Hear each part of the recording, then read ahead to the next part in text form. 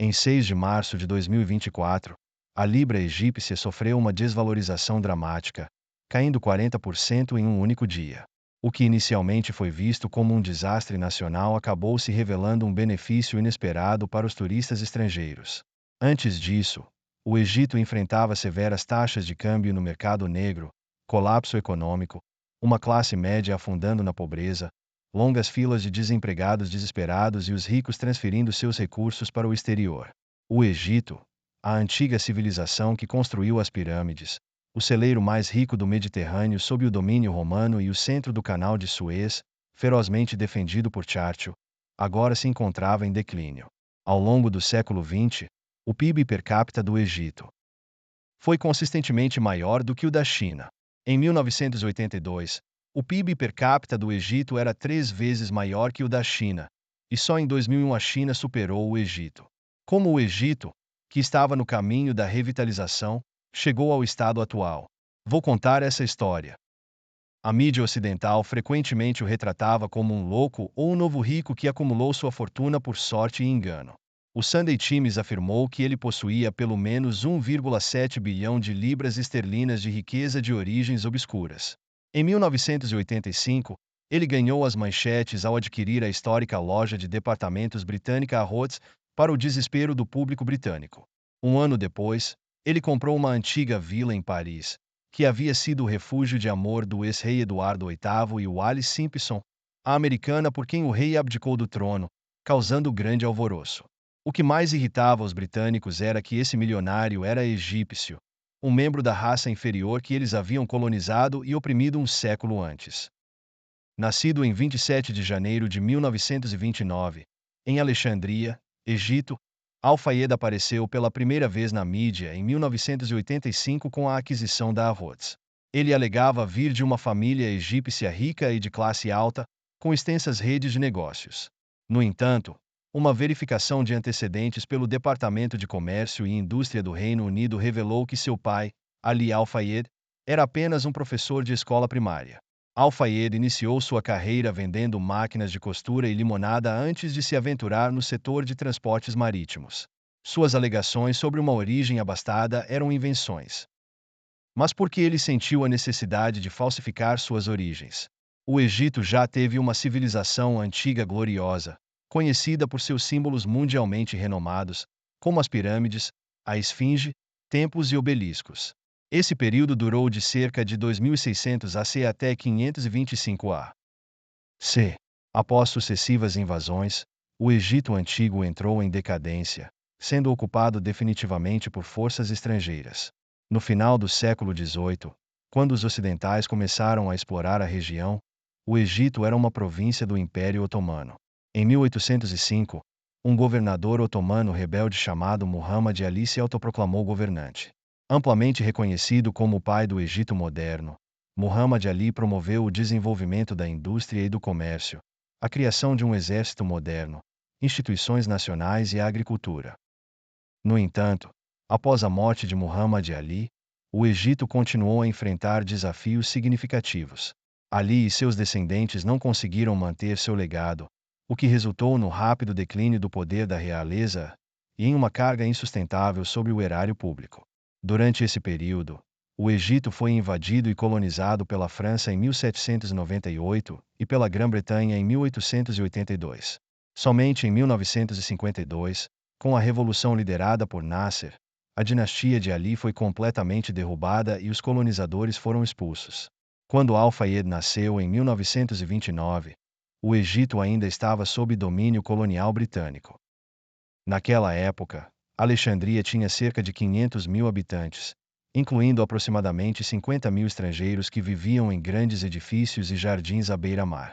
Enquanto isso, a maioria dos egípcios, incluindo muçulmanos locais pobres e trabalhadores migrantes de baixa remuneração, vivia espalhada pelo restante da cidade.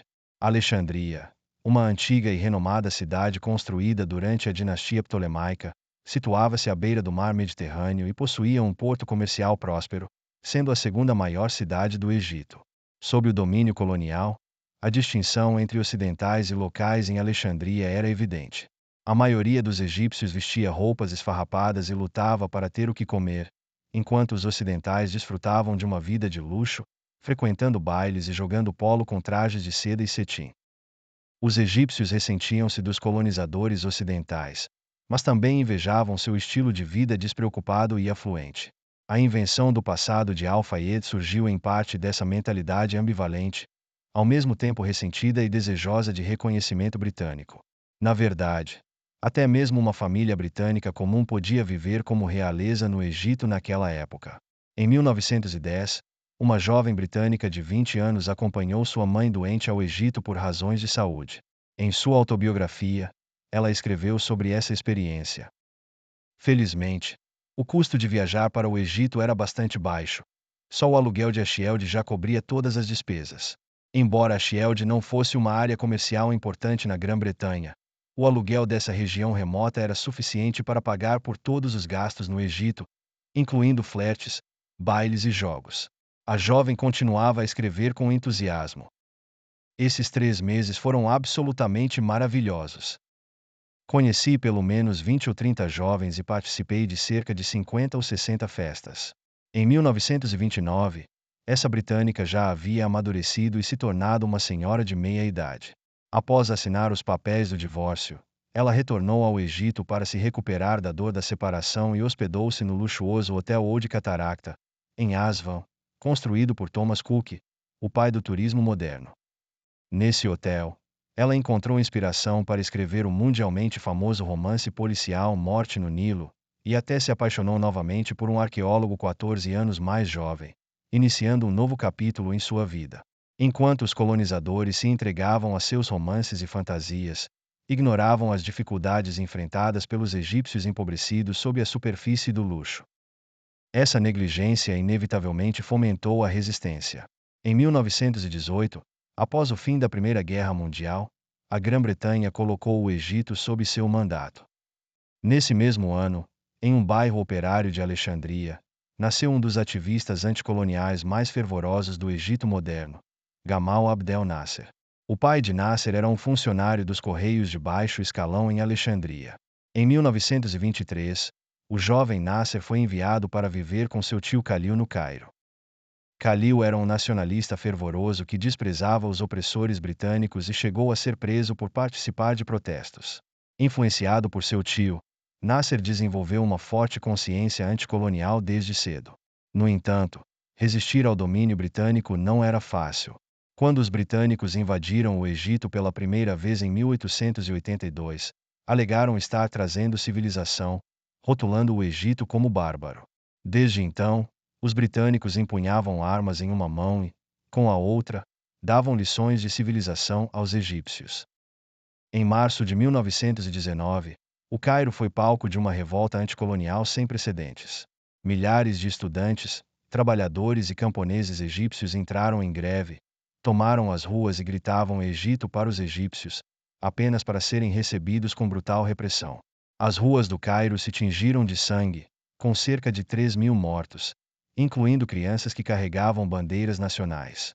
Ao mesmo tempo, um estudioso oficial colonial chamado Saad Zaghloul liderou uma delegação de egípcios à Grã-Bretanha, na esperança de negociar a independência por meio da diplomacia. Eles também participaram secretamente da Conferência de Paz de Paris em 1919 para proclamar ao mundo o desejo de independência do Egito. A delegação, conhecida como Wafd em árabe, deu origem ao Partido Wafd, que continua ativo na política egípcia até hoje. Embora tenha sido saudado como um herói nacional ao retornar ao Egito, Zaghloul voltou de mãos vazias e logo foi preso pelas autoridades coloniais, desencadeando outra onda de protestos. Essa situação perdurou até 1922, quando uma delegação egípcia em Londres negociou a independência. Em 1923, foi promulgada a Constituição do país, que estabelecia uma monarquia constitucional como sistema político vigente. O Partido Wafd conquistou 90% das cadeiras, e Zaghloul tornou-se primeiro-ministro. Os britânicos, ao conceder a independência, impuseram 4 condições: garantir seus interesses no Canal de Suez, direitos extraterritoriais, o direito de estacionar tropas e a manutenção das comunicações.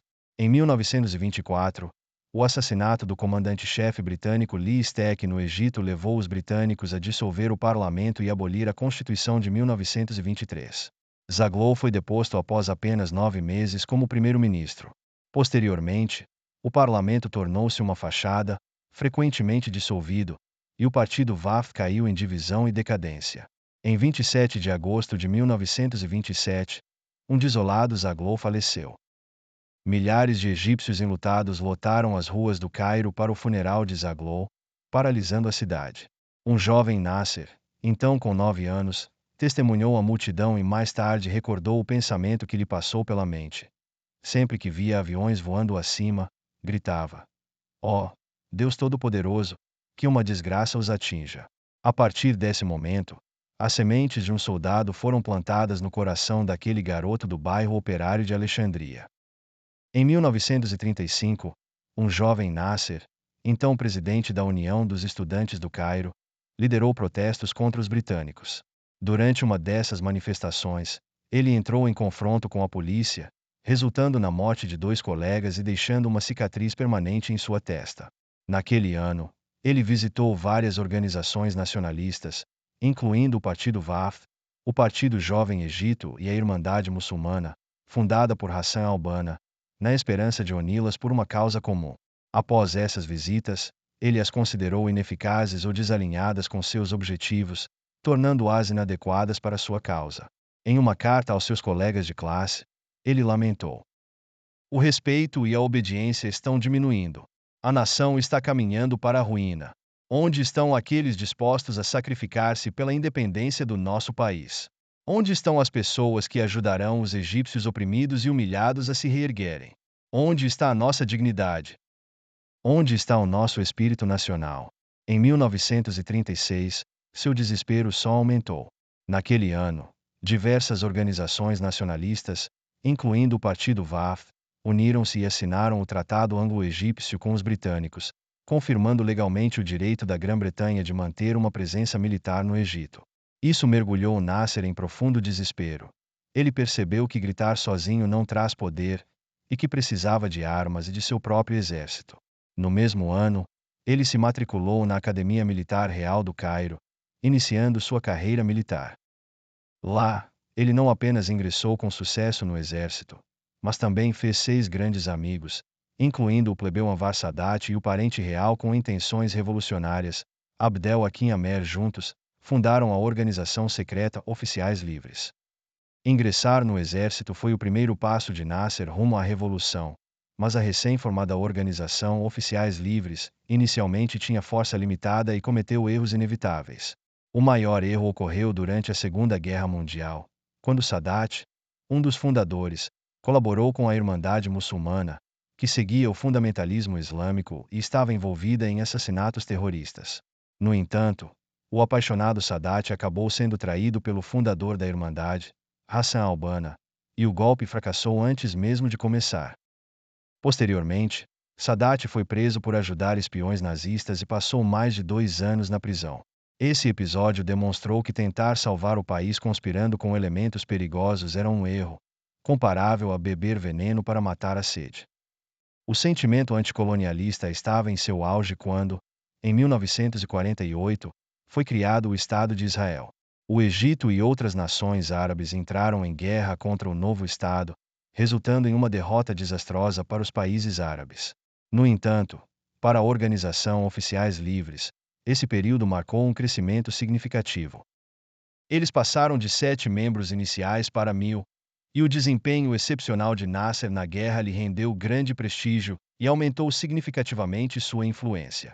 Além disso, um veterano de alta reputação e desempenho extraordinário no campo de batalha foi trazido para o grupo por Nasser e seus jovens camaradas, servindo como um farol para atrair mais jovens combatentes. Esse homem era Mohammad Naguib. Conhecido por sua integridade e boa reputação, Naguib chegou a usar um pseudônimo durante a guerra para denunciar a corrupção do imperador.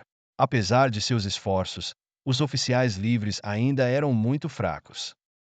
Eles operavam uma fábrica de armas improvisada no subsolo, que, devido à falta de recursos, utilizava garrafas descartadas de Coca-Cola como matéria-prima.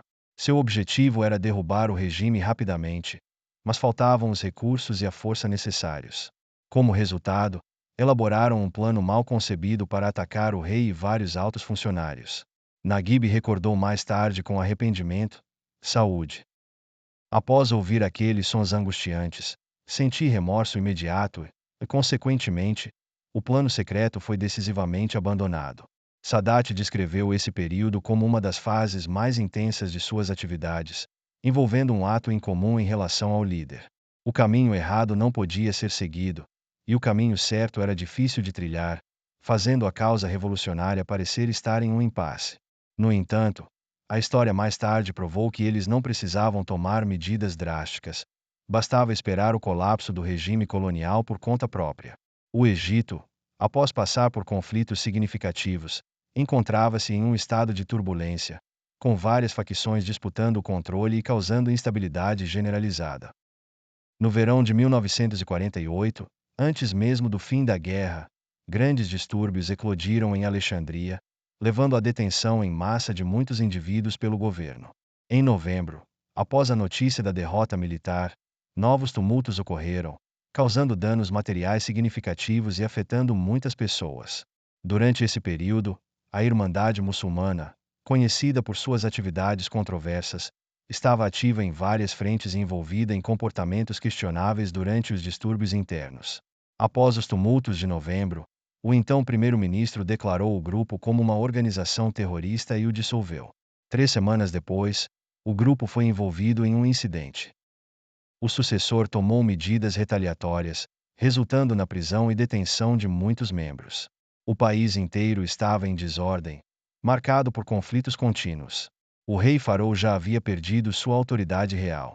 Além das alegações de má conduta financeira, ele estava cercado por inúmeros rumores que questionavam seu caráter. Dizia-se que ele havia convidado um mestre ladrão da prisão para lhe ensinar a roubar e que ele tinha furtado dignitários visitantes como Churchill e o séquito funerário do rei do Irã. Alegava-se que seu café da manhã incluía 12 ovos, o almoço tinha 40 codornas, e ele bebia 30 garrafas de cerveja por dia, ganhando o apelido de barril ambulante. Também era acusado de tomar mulheres casadas à força, dirigir em alta velocidade pelo Cairo e atirar em qualquer um que o ultrapassasse. Em resumo, o rei era amplamente considerado um tolo, um dos poucos pontos de consenso entre o povo egípcio.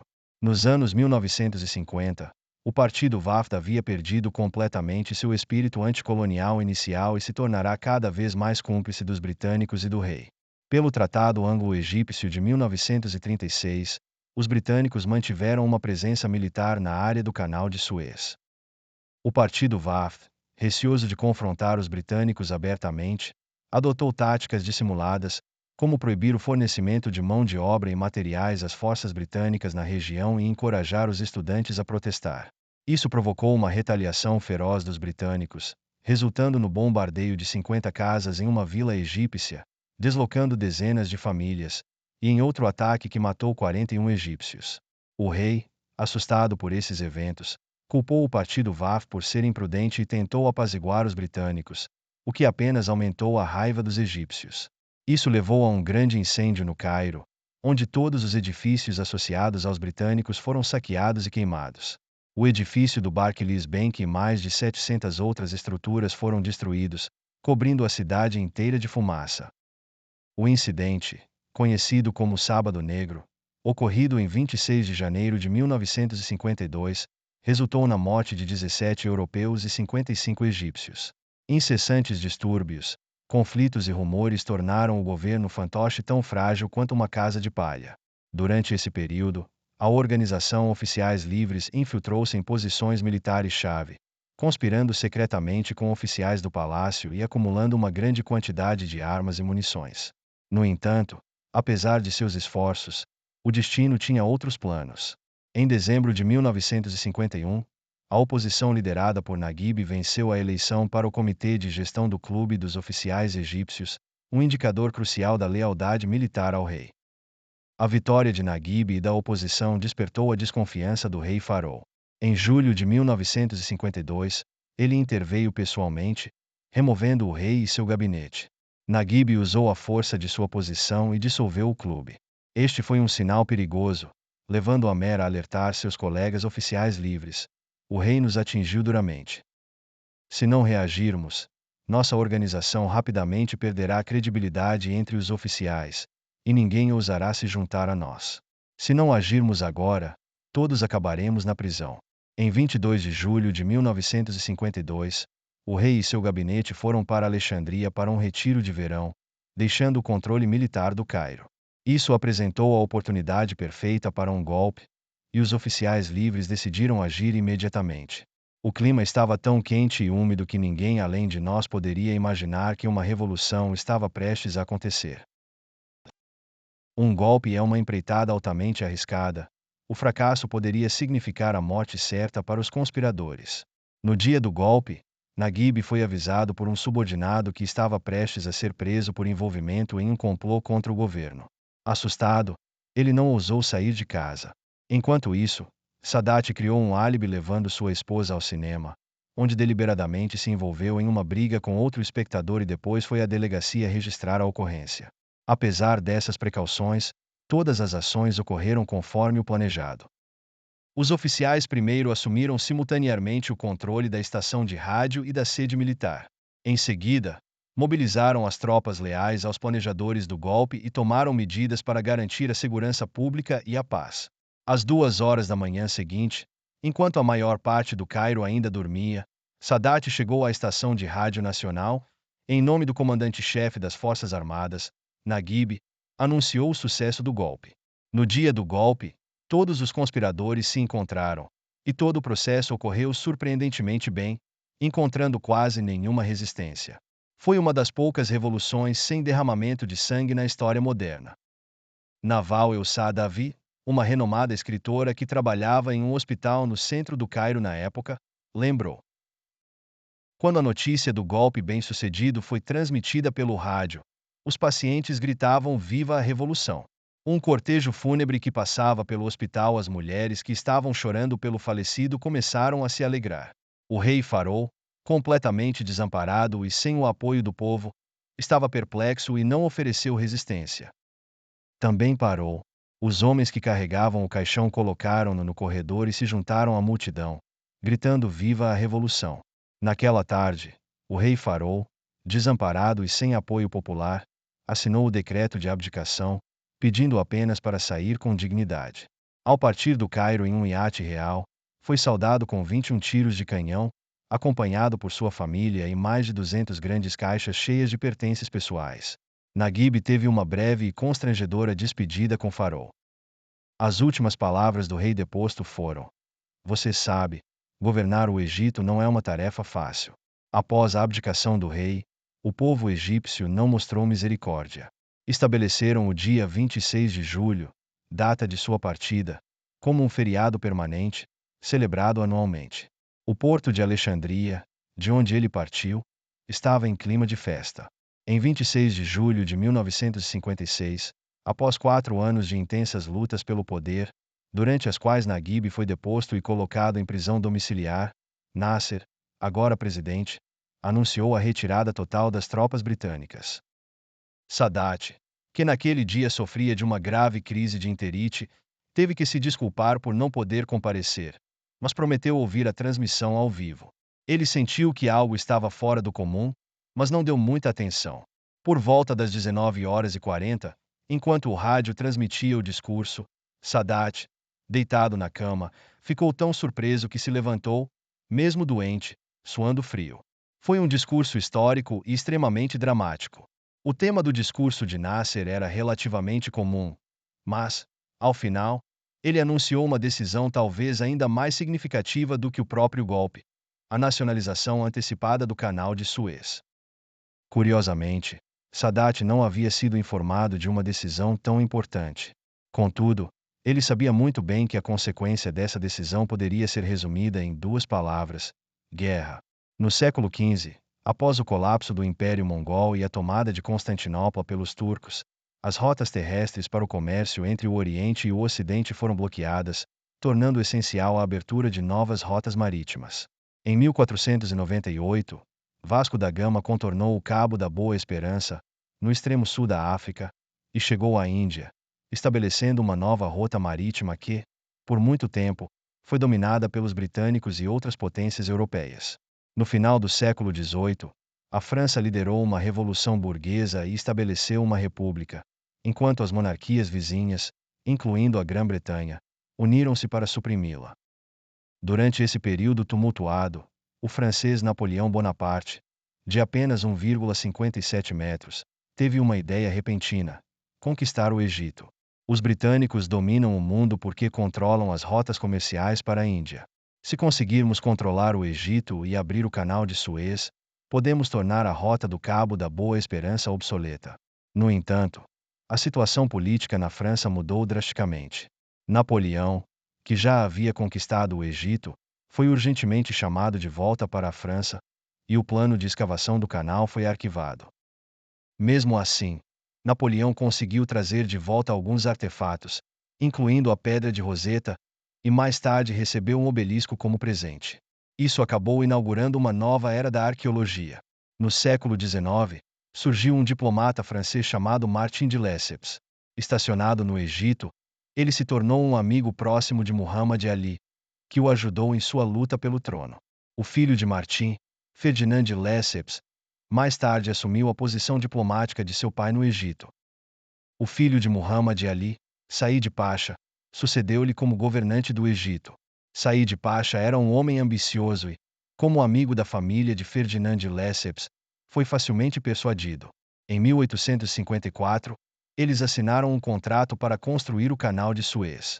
O Egito forneceria a mão de obra e a terra, enquanto a França supriria a tecnologia e o financiamento, ficando com a maior parte das ações. O canal seria operado e desenvolvido por 99 anos antes de ser devolvido ao Egito. Em 1859, a construção começou oficialmente. Centenas de milhares de egípcios participaram deste projeto monumental e árduo. Trabalhavam com ferramentas rudimentares, suportavam longas jornadas, tinham pouca comida, nenhum atendimento médico, enfrentavam calor extremo, escassez de água potável e tempestades de areia. Dia após dia, ano após ano, 120 mil egípcios sacrificaram suas vidas ao longo de 10 anos. Finalmente, em 1866, o canal foi inaugurado com sucesso. Este canal é nossa linha de vida, forjado com nosso suor e nossos ossos. Em 1875, o novo governante egípcio Ismail, neto de Muhammad Ali, mostrou-se ambicioso, mas ineficaz. Suas políticas expansionistas esgotaram o tesouro, forçando-o a vender as 176.602 ações da família real no canal por 100 milhões de francos, 400 mil libras, ao governo britânico. Com a aquisição adicional de 400 mil ações em 1924, o governo britânico passou a deter 44% das ações do canal. Embora as ações francesas estivessem distribuídas entre várias empresas privadas, os britânicos controlavam efetivamente as operações do canal. Reconhecendo a importância estratégica do canal, os britânicos invadiram o Egito em 1882 sob o pretexto de proteger o canal, estabelecendo sua maior base militar no exterior com quase 100 mil soldados.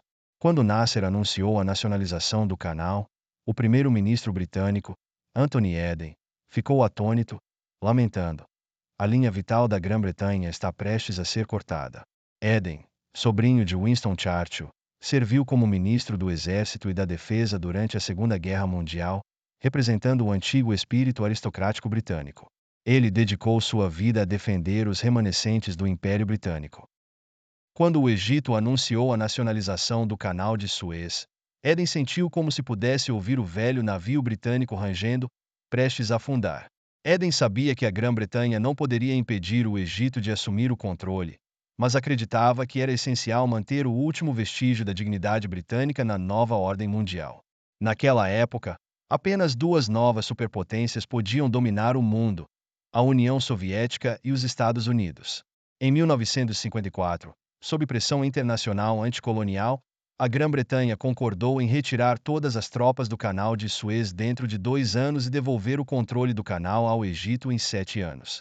Até 26 de julho de 1956, apenas 2 meses antes de Nasser anunciar a nacionalização do Canal de Suez, os britânicos já haviam retirado todas as suas tropas. No entanto, era evidente que os britânicos estavam relutantes em abrir mão completamente. Com seu poder em declínio, a Grã-Bretanha foi obrigada a recorrer à verdadeira superpotência global da época, os Estados Unidos, para manter a justiça. A questão era: como envolver os Estados Unidos? Em 1955, os ansiosos britânicos encontraram uma oportunidade com a União Soviética. A estratégia deles era alertar repetidamente os americanos de que, se as potências ocidentais se retirassem do Oriente Médio, um vácuo seria criado, que a União Soviética preencheria, alterando o equilíbrio de poder. Essa tática já havia sido utilizada por Charles de Gaulle, da França, para manter o controle sobre o Vietnã colonial, arrastando com sucesso os Estados Unidos para um conflito prolongado e custoso. O primeiro passo da manobra britânica foi assinar um tratado de defesa coletiva com a Turquia, o Paquistão e o Iraque, conhecido como Pacto de Bagdá, cujo objetivo era conter a União Soviética. O próximo passo foi persuadir o Egito a aderir. O Egito, inexperiente em tais questões, não sabia como proceder. Às vezes tentava apaziguar os britânicos, outras vezes temia cair em uma armadilha, e também receava irritar os soviéticos, o que gerava confusão. Essa hesitação era exatamente o que os britânicos queriam, pois alarmaria a União Soviética, levando-a a intervir, o que, por sua vez, deixaria os Estados Unidos ansiosos, permitindo que os britânicos se beneficiassem. Mas será que os britânicos teriam sucesso em impedir as intenções nazistas de conquistar o país e dominar os poços petrolíferos no Oriente Próximo? Inicialmente, os Estados Unidos apoiaram plenamente a postura anti-soviética, fornecendo ajuda militar e financeira ao Egito. A primeira reação de Nasser foi recusar a adesão ao Pacto de Bagdá, uma tentativa britânica de criar uma frente anticomunista no Oriente Médio, mas deixou espaço para negociação. Ele sugeriu que, se os Estados Unidos e a Grã-Bretanha financiassem a construção da barragem de Aswan e vendessem armas avançadas, ele poderia reconsiderar sua postura.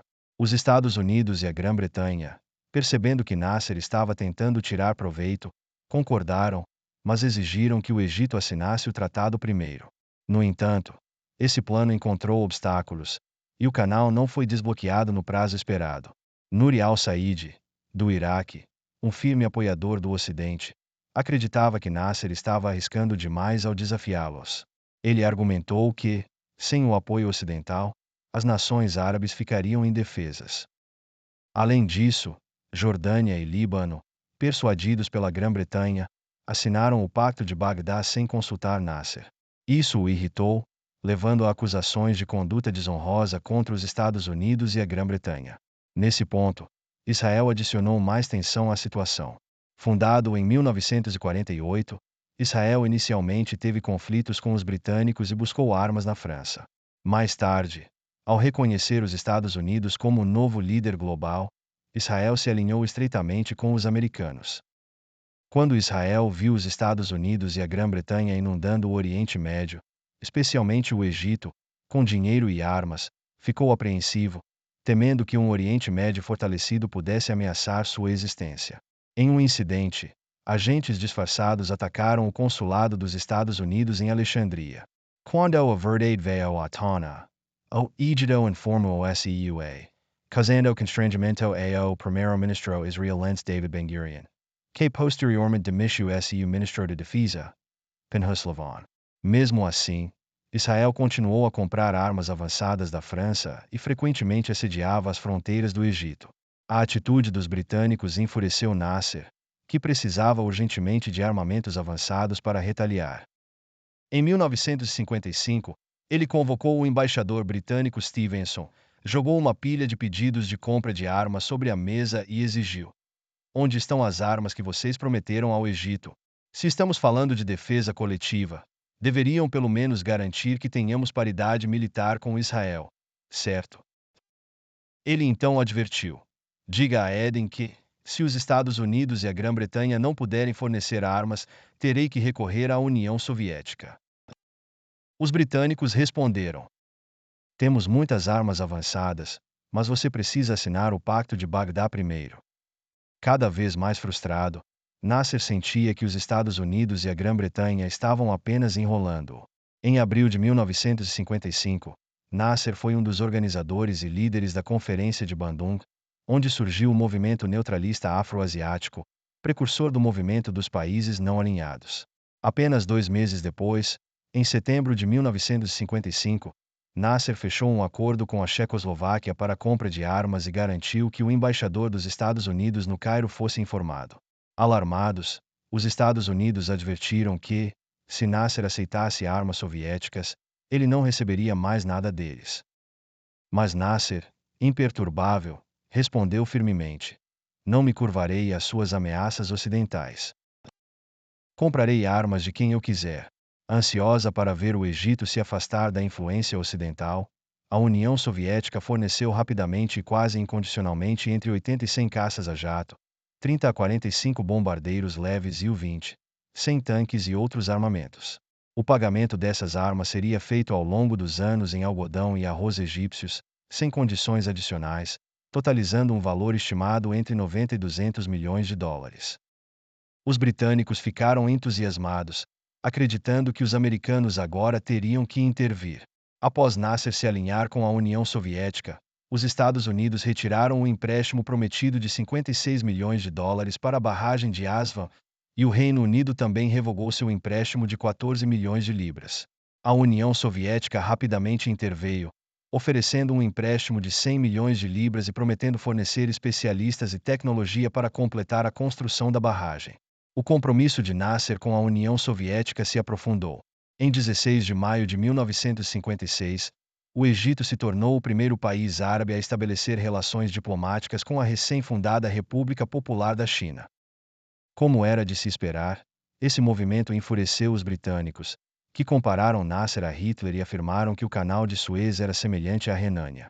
Argumentaram que, se não fosse contido, Nasser não só prejudicaria a Grã-Bretanha, mas também colocaria em risco todo o mundo ocidental ao entregar o controle econômico à União Soviética. Essa retórica exagerada tinha como objetivo incitar medo nos americanos. Analistas calcularam que, mesmo que o Egito bloqueasse completamente o Canal de Suez, a perda anual para a Grã-Bretanha seria de cerca de 600 milhões de dólares, longe de ser catastrófica. Como Sarah Preview. A guerra logo eclodiu. Na tarde de segunda-feira, 29 de outubro de 1956, Israel, apoiado pelo Reino Unido e pela França, lançou um ataque ao Egito. O conflito brutal durou até 22 de dezembro de 1956, terminando apenas quando a libra esterlina britânica entrou em colapso e as Nações Unidas intervieram. A guerra, conhecida como a Crise de Suez ou a Segunda Guerra Árabe-Israelense, marcou um ponto de virada significativo. O Egito sofreu uma derrota devastadora, perdendo milhares de soldados. Port Said e a Península do Sinai foram ocupadas pelos britânicos e israelenses. Em uma tentativa desesperada de defender o país, Nasser ordenou o afundamento de 47 navios no Canal de Suez para bloqueá-lo, destruiu 3 oleodutos que abasteciam britânicos e franceses, e armou civis. No entanto, o impacto da guerra no Egito foi além dos danos físicos, afetando profundamente sua economia e estrutura social. Os britânicos transformaram a questão colonial no Egito e no Oriente Médio em um conflito ideológico, arrastando a região para a Guerra Fria e tornando-a um dos campos de batalha mais brutais. Em meio a essa turbulência, o intenso ódio de Nasser ao colonialismo atingiu seu auge. Seu forte senso de missão o elevou ao status de santo entre milhões de egípcios, embora talvez ele não compreendesse o antigo ditado chinês. Para solidificar sua postura anti-ocidental, Nasser levou o Egito a adotar uma economia planejada ao estilo soviético na década de 1960. Após a nacionalização do Canal de Suez, inúmeras indústrias e empresas foram rapidamente colocadas sob controle estatal. Essa busca por igualdade extrema fez com que ser trabalhador fosse mais desejável do que ser gerente, e ser pobre fosse mais honroso do que ser rico. Foi durante esse período de implementação do igualitarismo nos anos 1960 que Al-Fayed deixou o Egito. Após Nasser assumir o poder, o país passou por 2 ondas de fuga de capitais e de indivíduos ricos. A primeira ocorreu em 1956, após a nacionalização do Canal de Suez, desencadeando uma grande saída de investimentos estrangeiros, capital comprador e pessoas abastadas. A segunda onda aconteceu em 1961, quando Nasser promoveu uma economia planejada e intensificou a nacionalização, levando à confiscação dos bens de dezenas de milhares de magnatas e à perda de direitos.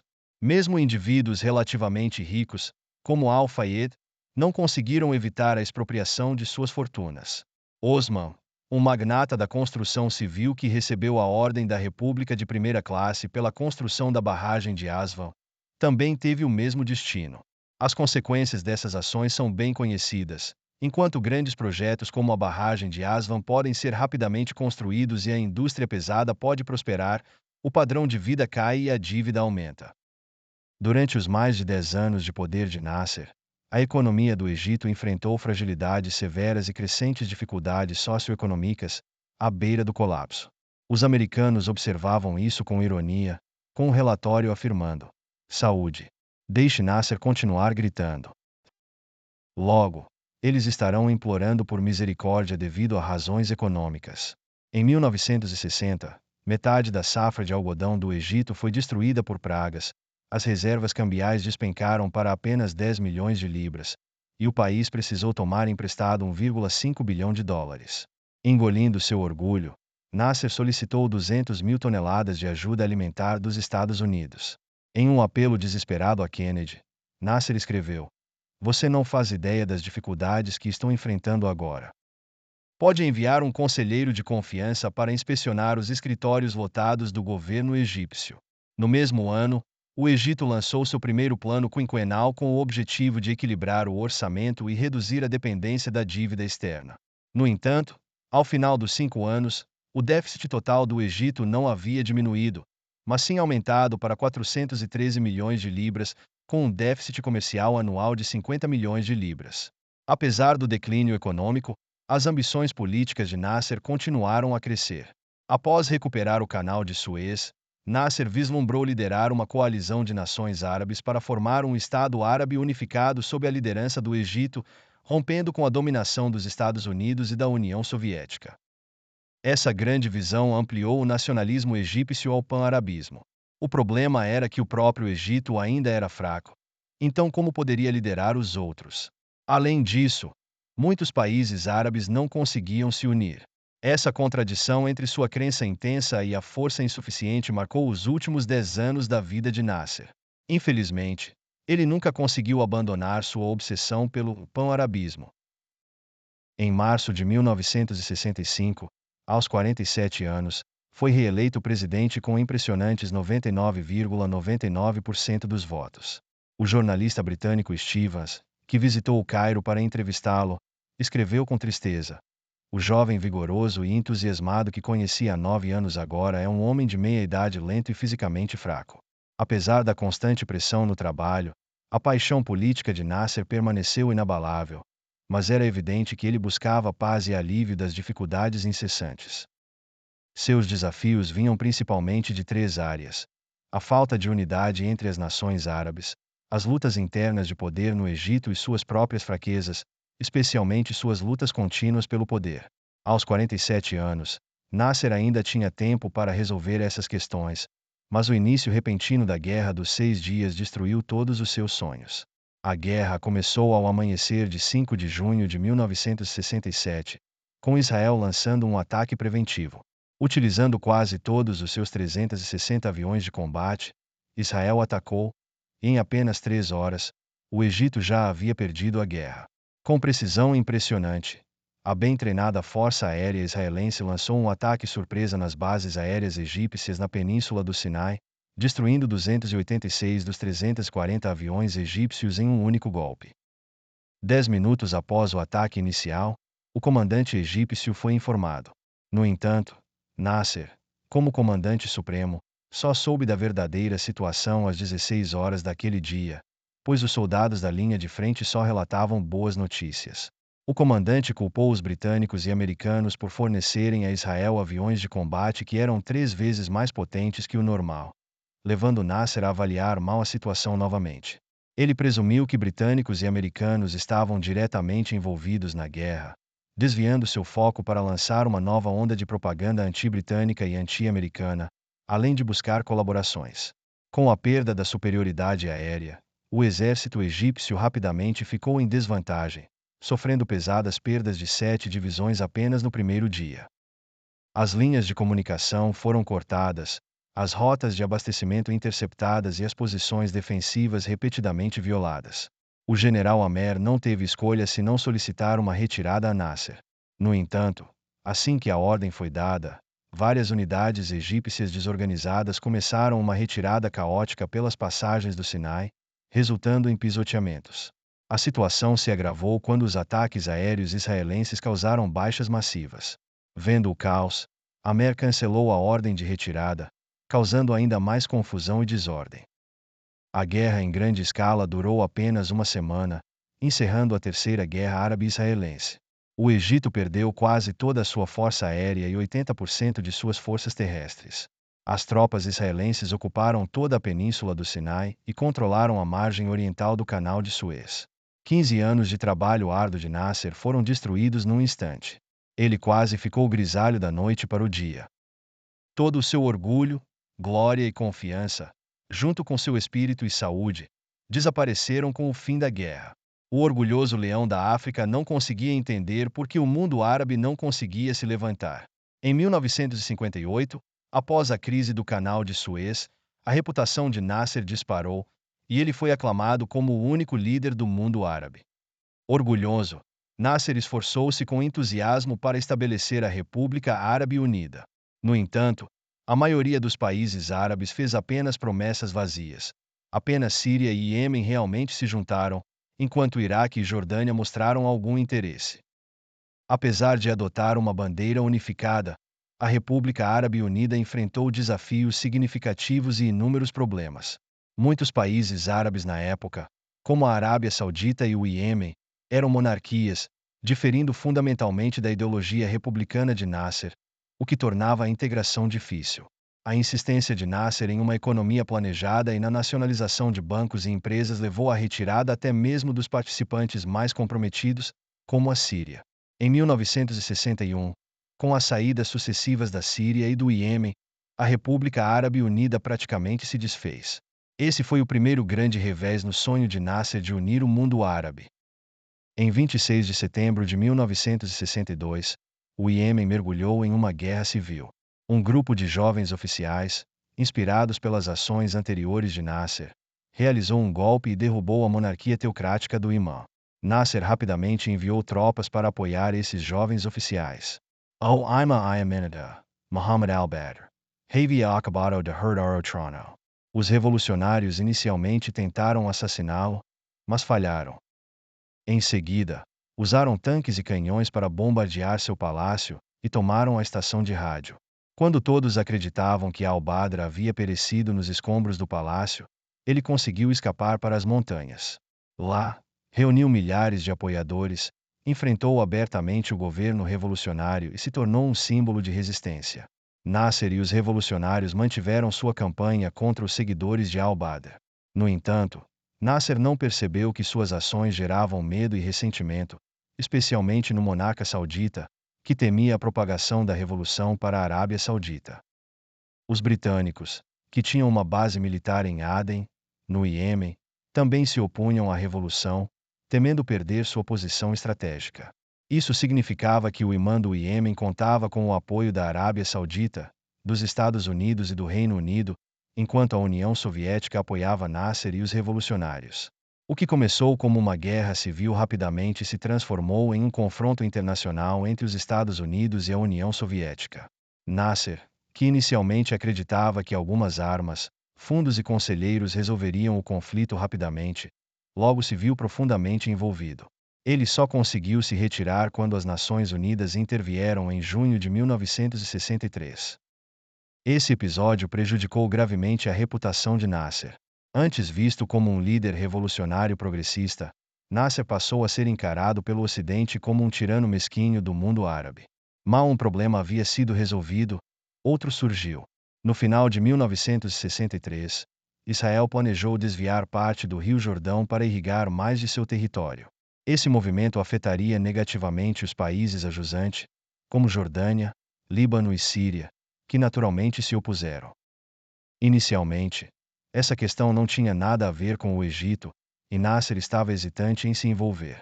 No entanto, outras nações árabes insistiram, argumentando que, se Israel desviasse o rio, atrairia mais judeus e avançaria ainda mais sobre as terras palestinas. Relutante, Nasser foi forçado mais uma vez ao papel de líder árabe. Ele sabia que seus supostos aliados apenas o colocavam na linha de frente. Mas, se ele não fizesse nada, como o Egito poderia manter sua liderança no mundo árabe? Como esperado, tornou-se uma tarefa ingrata. Todos falam sobre ação militar conjunta, mas têm medo de permitir que tropas estrangeiras passem por seus territórios. Logo descobriu que alguns defendiam a guerra, enquanto outros buscavam a paz, resultando em negociações frequentemente superadas por conflitos em andamento. No final de outubro de 1966, incentivada pelos soviéticos, a Síria apoiou o grupo armado palestino Fatah e fez o primeiro movimento. Enquanto isso, a Jordânia acusava Nasser de covardia por não enfrentar Israel. Tudo bem, eu apoio a ação militar. Mas primeiro, a Jordânia pode permitir que tropas egípcias, sírias e iraquianas operem livremente em seu território. A Jordânia permaneceu em silêncio. A Síria, imprudente, foi derrotada por Israel, enquanto a Jordânia continuava a zombar de Nasser. Assim, um capítulo trágico se desenrolou. Antes de resolver as questões de cooperação interárabe, o Egito agiu precipitadamente, tomando duas medidas drásticas: proibir a passagem de navios israelenses. Esse estreito era o acesso vital de Israel ao Mar Vermelho, e bloqueá-lo era equivalente a uma sentença de morte para o país. A guerra tornou-se inevitável, e o Egito, que inicialmente não tinha envolvimento direto, viu-se na linha de frente. Uma semana antes do conflito, os subordinados de Nasser o convenceram de que agora somos muito fortes e podemos definitivamente derrotar Israel. Ele nunca poderia imaginar que o exército egípcio colapsaria em apenas 3 horas. Os chamados aliados árabes eram tão frágeis quanto vidro, quebrando ao menor toque e completamente desprovidos de força de combate. O Iraque, por exemplo, apenas fazia promessas vazias, sem enviar um único soldado. A derrota do Egito nessa guerra foi total. Além da perda militar, o golpe mais devastador foi a dedicação sincera de Nasser à causa árabe, que foi recebida com humilhação e ridículo esmagadores. Suas crenças mais fundamentais desmoronaram. Na noite de 9 de junho de 1967, um Nasser abatido e atordoado apareceu na televisão. Com a voz embargada e intermitente, ele anunciou solenemente sua renúncia à presidência. A decisão repentina e chocante de Nasser deixou inúmeros moradores do Cairo em lágrimas, gritando: Nasser, Nasser, não nos deixe, precisamos de você. Dezenas de milhares de pessoas se reuniram em frente ao prédio do parlamento, clamando pelo nome de Nasser e prometendo agir contra qualquer um que não o apoiasse. Nasser liderou a revolução que derrubou a monarquia, pôs fim ao domínio colonial britânico, recuperou o canal de Suez para o Egito e construiu a barragem de Aswan, que trouxe grandes benefícios ao país. Ele distribuiu terras para os agricultores, construiu inúmeras fábricas e escolas, e levou água potável e eletricidade para vilarejos remotos. Também introduziu a Seguridade Social para os trabalhadores, conferindo aos cidadãos egípcios sua dignidade básica. Como líder fundador do Egito moderno, Nasser sem dúvida merecia a admiração de seu povo. Como os egípcios poderiam suportar ver um líder assim desanimado e injustiçado? Assim, essa figura trágica, com seu corpo desgastado e espírito quebrado, continuou a enfrentar os fracassos e a tarefa de reconstruir a nação. Em 11 de junho, o ex-comandante-chefe egípcio Amer foi preso e considerado o principal responsável pela derrota.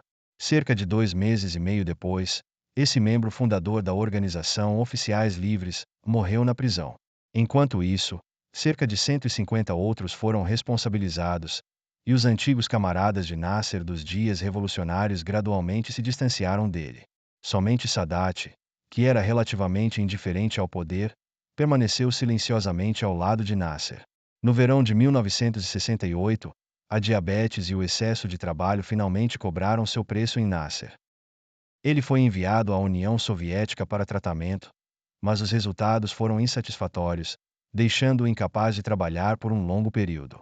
Em junho de 1970, 3 anos após a guerra, as forças israelenses ainda ocupavam a península do Sinai, e o canal de Suez permanecia fechado. Enquanto isso, Novos conflitos internos surgiram entre os árabes, com o rei Hussein da Jordânia entrando em confronto com a organização armada palestina liderada por Arafat, resultando em divergências.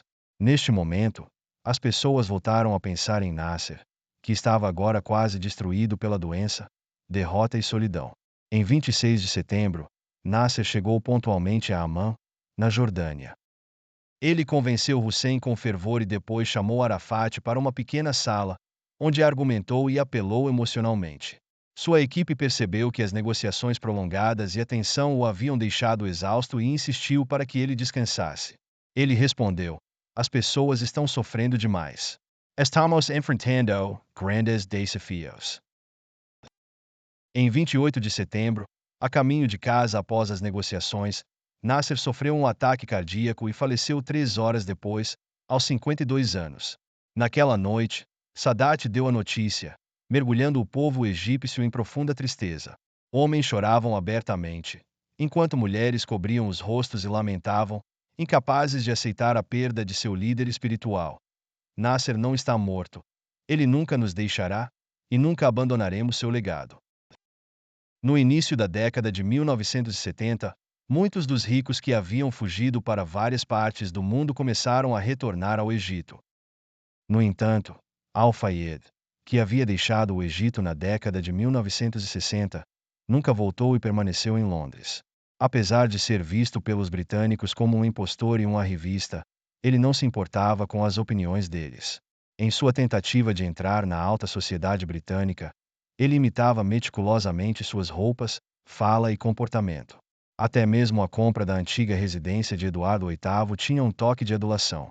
Certa vez, ele disse ao The New York Times: um grande imperador de um grande império desistiu de tudo pela mulher que amava.